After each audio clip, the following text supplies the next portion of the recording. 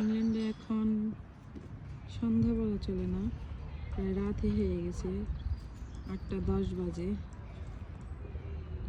আমার ছেলে খুব জেদ করলো পার্কে আসবে, তাই এই সময় নিয়ে আসা, নাহলে এই সময় আমরা ঘুমিয়ে যাই। তো এখানে মিঠি মিঠি বাতাস হচ্ছে, সেই বাতাসে গাছগুলো এত সুন্দর করে দৌড় দিচ্ছে যে ভিডিও না করে আসলে থাকতে পারলাম না, তাই ভিডিও করা। কিন্তু যখনই আমি ক্যামেরাটা নিয়েছি আসলে ভিডিও করার জন্য, তখনই সবগুলো গাছ কীভাবে যেন থমকে গেল, আর বাতাস নাই, কোনো নড়াচড়া নাই।